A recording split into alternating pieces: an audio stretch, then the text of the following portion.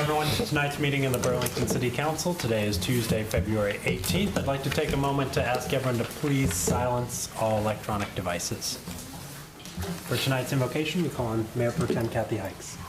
Thank you, Mayor. Let us bow our heads. Lord, we are grateful for your faithfulness. Every day is a new day, time for us to begin again, to appreciate the gifts of nature and the variety of human beings and other creatures. Bless us in our deliberations as a council. Give us wisdom to make right decisions for the good of our citizens and our city. Bless our employees and their families, and bless all who are hungry or homeless or struggling with addiction or sorrow. Bring healing and hope to them and to all of us here tonight. Amen. This time we recognize our interim city clerk, Beverly Smith. Council, it's my responsibility to remind you of your duties to avoid conflicts of interest. I ask that there are any potential conflicts in tonight's agenda items. None. For council are minutes from the December 3rd, 2019 City Council meeting. Do I hear a motion to approve those minutes? So moved. Second. All those in favor, please say aye. Aye. All those opposed? Minutes have been approved. Before council is the agenda. Do I hear a motion to adopt the agenda? So moved. Second. All those in favor, please say aye. Aye. All those opposed? Agenda has been adopted. Next is our consent agenda. These items are typically non-controversial. If anyone has any questions about them, please let us know. Item A, to alter the April 6, 2020 work session agenda format and schedule a City Council strategic planning workshop for April 6, 2020, beginning at 8:30 a.m. in the Municipal Building Conference Room. Item B, to approve modifications to the wastewater agreements between the City of Burlington and the Town of Elon and Town of Gibsonville that removes inadvertent erroneous statements in Council's January 21st, 2020 adoption of said agreements. Item C, to adopt a banking resolution for the investment account with American National Bank, authorizing the City Manager, Director of Finance and Risk Management, and the Accounting Treasury Manager as signers on the account. Item D, to approve a reclassification of the Finance Technology Coordinator Level 27 to Finance Services Manager Level 30, effective March 1st, 2020. Item E, to approve a reclassification of the Senior Accountant Level 26 to Budget Manager Level 30, effective March 1st, 2020.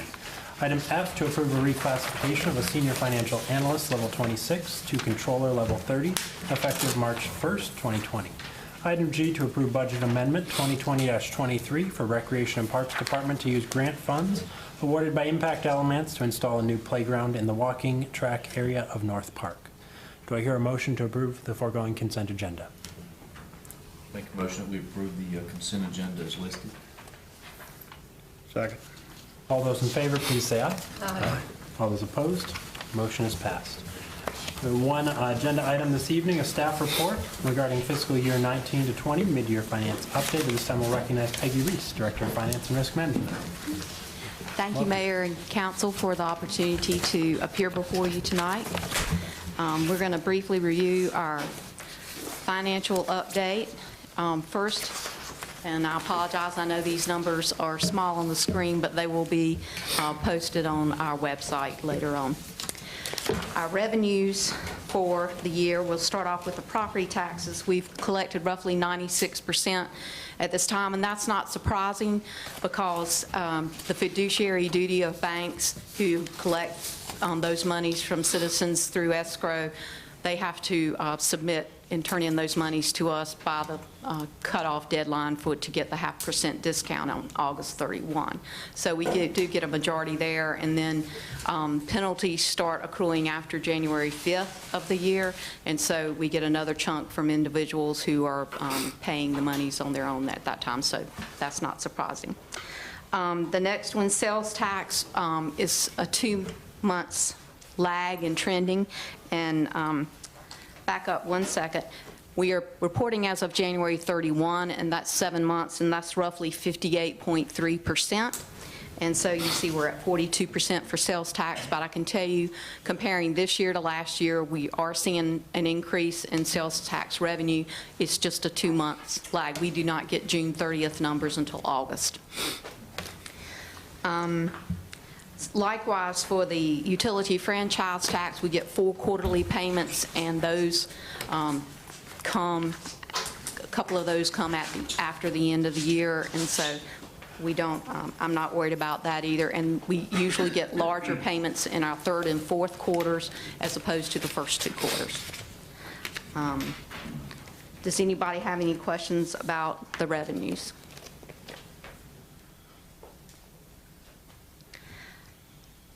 You'll see in the column budget amendments, we pretty much have had a couple of major budget amendments. In the proceeds from installment financing, that's something that we do every year. At the beginning of the year, we go out and bid for the banks to finance for 3 years capital that we're purchasing to spread it over a 3-year time period to kind of even out the debt payments, and rather than having a spike of $1 million or $1.5 million fire truck in 1 year, it helps even that spread out. For appropriated fund balance, we've had 3 budget amendments. One was for $247,000 to carry forward prior projects, $3.4 million for the North Pool at North Park, and $125,000, which is reappropriating restricted fund balance. That was a donation received last year from Impact Alamance, and those monies were not spent by June 30th, and so we restricted them to fund balance, to a restricted fund balance account, and now we have to reappropriate them for them to be spent, and that was what y'all did. So looking at the expenditures, you can see if you go down the line that we are pretty much in line with that 58% used. If you see an area that's a little bit above, that's probably because they have already purchased their capital. The very bottom line, debt service, you will see is at 77% used. That's because we've already paid most of our debt payments and we only have 1 left for the year. Does anybody have any questions about? The general administration, Peggy. That gets a little bit tricky. In the general administration, we transfer monies from the water and sewer fund, 2.4 million, in order to offset HR, payroll, engineering costs that are absorbed, that are budgeted in the general fund, but they are actually benefiting the water and sewer fund. We reimburse the general fund, and we don't make, due to our debt covenants on the revenue bonds, we do not make that transfer until the end of the year. So there's going to be a 2.3 million transfer into that account, which will reduce those expenses by 2.3 million. Does that make sense? Any other questions on that? On to the water and sewer fund. Our water and sewer revenues have about a 1-month lag. What is used in January is billed in February, and you can see that we're at 52.49%, so we're right on track, I feel like, for our water and sewer revenues. Any questions on the revenues?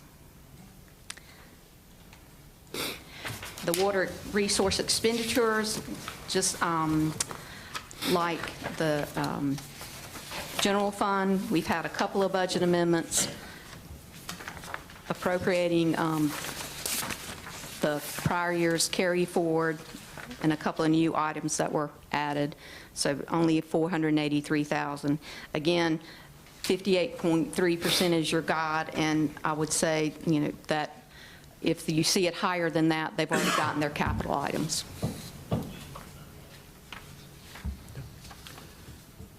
Bob, on the water line service construction, obviously, are they spring projects primarily? Yeah, some of those are waiting to be designed and left for bid. All right. Okay. The next page is called, you have in front of you, is called Changes in Fund Balance, Increases and Decreases for the Past 5 fiscal years. Now, this is not something new. These numbers pretty much came off of Exhibit 3 in the CAFRs, and I just have taken them side by side for the past 5 years. And I've separated the general fund from the capital reserve, general fund's capital reserve fund. Those are 2 separate funds, and so I brought the general fund capital reserve fund numbers at the bottom. But you can see going across, the bottom line increase and decreases. For 2015, for the general fund, there was a $3.1 million increase. And for fiscal year 16, there was a $318,000 decrease. For fiscal year 17, a $635,000 increase. 18, a $938,000 decrease. And for 19, a $4.6 million decrease. And that is due to the various capital projects that we took on. Now, I will continue.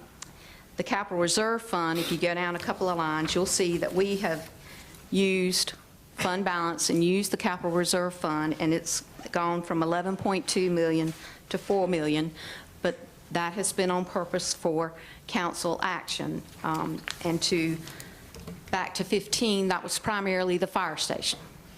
We also did some debt refunding in 15, and we used some capital reserve funds for that.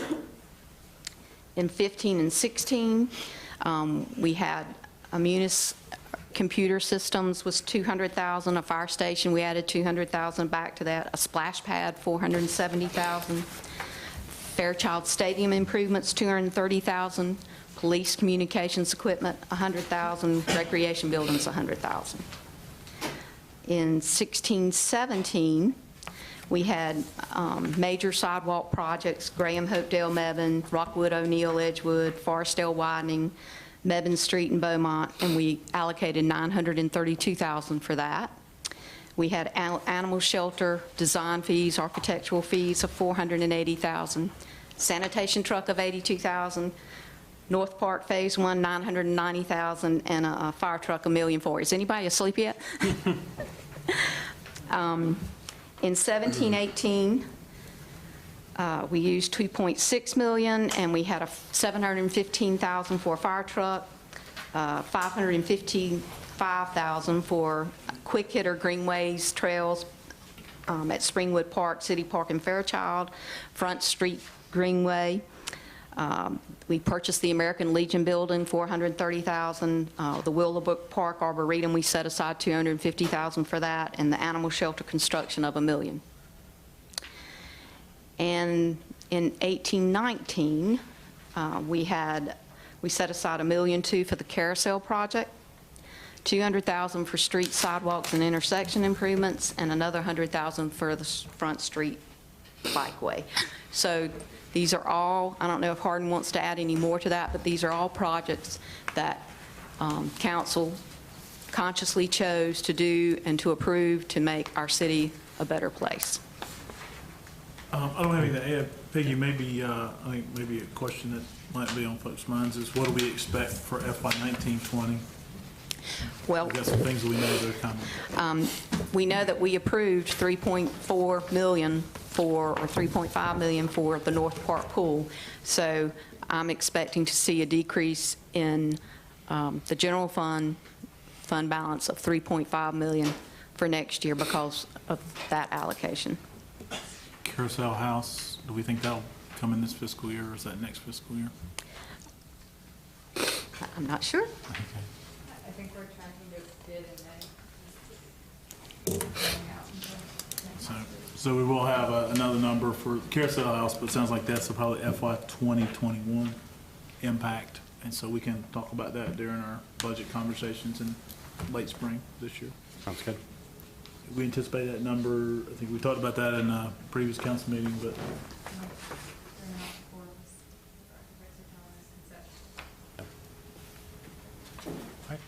Any questions on that presentation? Yeah, Peggy, let me ask you, I mean, you know, we're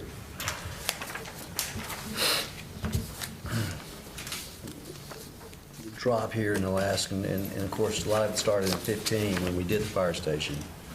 But as we're going along here, at some point in time, we're going to have to make a decision about the percentage that we want to keep back for fund balance, which is still healthy compared to projects we want, and we need to go to the bond market for public vote or whatever on some of these larger projects. Because we can't continue down this route here for 3 or 4 more years, because then your reserves are going to be reduced dramatically. And, you know, I know you deal with a really outstanding bond counsel and of course Davenport, but at what point in time is the balancing number, or is there a number in reference to what we compare in reference to our general fund on a regular basis compared to what we need to have back? Well, our policy currently states that we need to have 4 months of operations That was approved by City Council. approved by City Council. And so I would say that's what we need to make sure that we have, and to meet that pretty much. We have always used the state stabilization by state statute and the unassigned fund balance. And Peggy, when you say the 4 months, could you just clarify for everyone which line we try to keep that 4 months in? It's a combination of lines. It's the stabilization by state statute line Okay. and the unassigned line. Yep.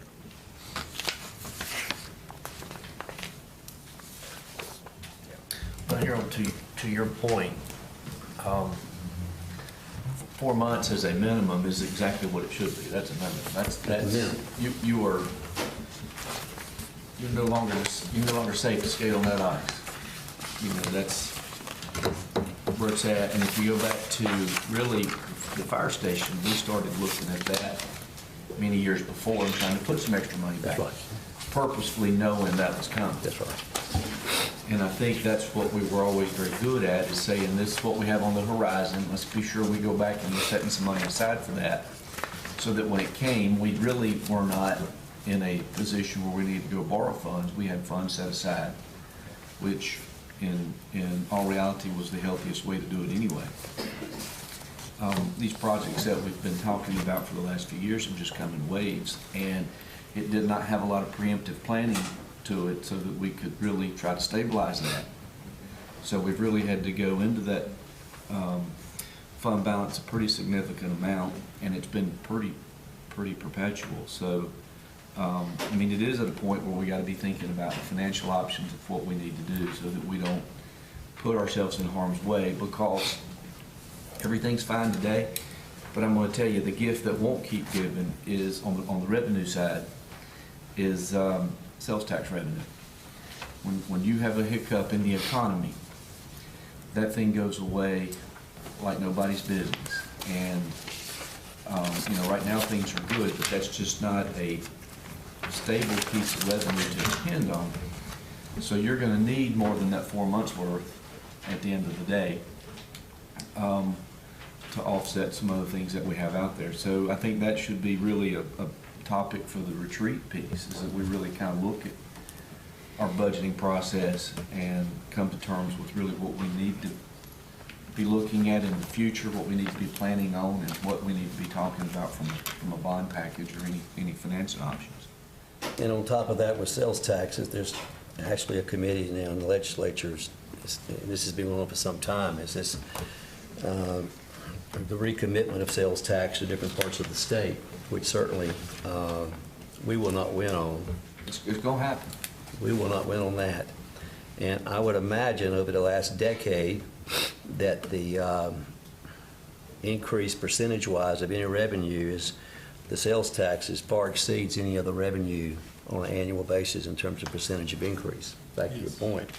So, I mean, not to try to pour cold water on anything here, but I think we need to realize that going forward. Back to the sales tax, I believe that move, especially in coming from the eastern part of the state, is going to get more and more support during this upcoming legislative session. And if you visit, you understand. Truthfully. Correct. It's not, yeah, nothing's wrong. Speaking of fine. Well, that line, that stabilization by state statute, that's the 8% that the local government commission requires, right? It's not the 4 months. Okay. Just check. Speaking of policy, I hear what y'all are saying about fund balance. It's my understanding that when we hold money in the general fund, we don't earn any significant interest rate on it. And so one of the things I'd be curious to know is kind of where do we stand on that? And based on inflation, based on just economic changes over an annual basis, what do we need to do just to stay even in that fund? We do invest those monies that are held in the general fund. Okay. We have a cash flow forecast that we use, and we look at when our debt payments are coming. So when do we need more of an influx than normal, and we budget and invest in securities that we're allowed to invest in a timely fashion so that we have a maturity maturing, and a security maturing at that time a little bit before that we need those funds. So we do. I mean, obviously, it's restricted, so that Absolutely. how we can invest it, but I think we're tracking 100% on investment to budget through 6 months. And actually, this year, we're at 92% on return on that investment in the general fund, and with 5 months remaining in the year. Yeah, So that's, this is by far better. when you look at that, now you're talking about, I mean, that could conceivably be 2, 3, 4 cents on tax rate, just in the investment side, annualized out, if it trends like it's supposed to trend. So that's significant. So yeah, I think it'd be Over my worthwhile years to look here, into it. we've had interest income as high as 2.1 million Yeah. and as low as 300,000. Yeah, I think it'd be interesting to see those numbers rolled out over the last couple of years in that retreat discussion. The other item, so we did a approval on our consent agenda for a banking agreement. I'd be curious to look at kind of the community involvement of our banking partners. When we look at how we're leveraging our finances and our budget and the work it's able to do in the community, even passively. I think I'd be curious to know what are the banks that we work with, what they do in the community as far as their level of community involvement. And Jim, you've been in the banking world. I believe there's a federally required level of community involvement, is that right? Yeah, they are required for underserved, dedicated impoverished areas, and then community spending in general, their CS programs. So, we're very fortunate, even our big banks, our OCC chartered banks, do a lot in our community, not just the state chartered banks that we have here. So we're very fortunate as a community that we have the players and the personnel that have had historical presence. We haven't had a lot of turnover in our banking personnel, so that makes a lot of difference too. But I can tell you they're pretty significant. We're one of the lucky communities in regards to that.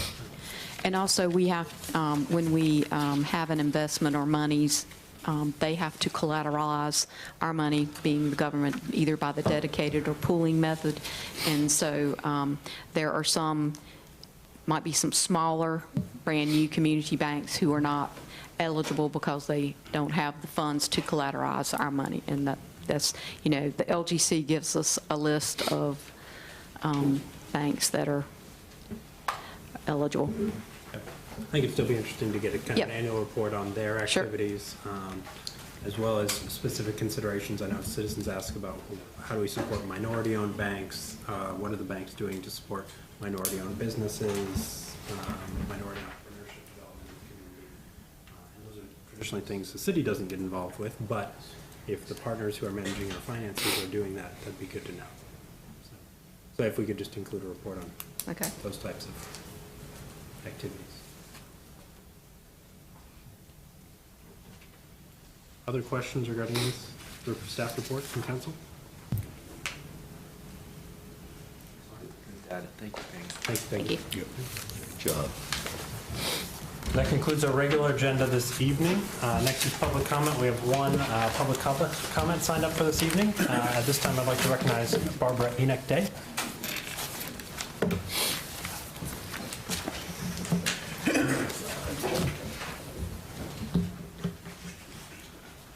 Welcome, Barbara. You've got 5 minutes this evening. I don't need that long. Good evening, Mayor and Council and all the officers of the city. I come to speak to a fire, someone of the fire department. Are they here? I have a complaint. I'll Okay. I'll make sure they're Okay, here. You can share. thank you, Mr. Watkins. Dollar General on Rawhurst Street. This is between Hatch and Apple. I've gone in that store 3 to 4 times. They have a problem with their door, the automatic door. And the manager said, well, they've been out here to fix it, and then it breaks again. I was in there last night. They had 2 notes. You have to push it open. I find it to be a fire code violation, and I find it to be not safe. I mean, what if there was a fire? What if there was let's pray not, but what if there was an active shooter? I mean, we have to be real. So I'm bringing it to your attention, Mr. Watkins. Not sure who the owner is. If he needs to put a new door there, perhaps he needs to do that. But it's just not safe. Okay. Excellent. So it's an automatic door, but you have to, They get it fixed, and then it breaks again. okay. And you have to, when I was going in last night, I had to push it open. When I was coming out, I had to push it open, or it stays open. We'll get Postman Fire Marshal's out there. Okay, Fire thank Marshal's you. always out there tomorrow. All right, thanks so much. Thank you. That concludes public comment this evening. Do I hear any council comments? Well, I've got a couple as usual, and we'll lead with Census 2020. It is still census season and will continue to be for the next couple months. Folks should be receiving their census postcards in the mail soon if you haven't already. That has information about how to complete your census this year. Census is effective as of April 1st, so what your household looks like on April 1st is the information that needs to be put in. They will not be mailing you a survey. You have to complete that either online or over the phone. If you do need assistance, information is available on census2020.gov or on that postcard that you receive in the mail. And again, that postcard does have specific information about your household, and you will need it in order to complete the census. Coming up at the Paramount Theater, we've got an action-packed rest of the month. Driving Miss Daisy, if you missed it last weekend, is continuing this weekend, February 21st through 23rd, and the 28th through March 1st is Matilda back at the Paramount. And then we've got a special VIP dance over at That Away's Youth Center. It's our former Daughters and Dads dance is now expanded to children and a significant adult, so we invite all those families to come out and enjoy the dance this February 21st from 6:30 p.m. until 9 p.m. Admission is just $4 for folks. Any other council comments? All right, do I hear a motion to adjourn? All those in favor, please say aye. Aye. Those opposed? Thank you, everyone, for coming this evening.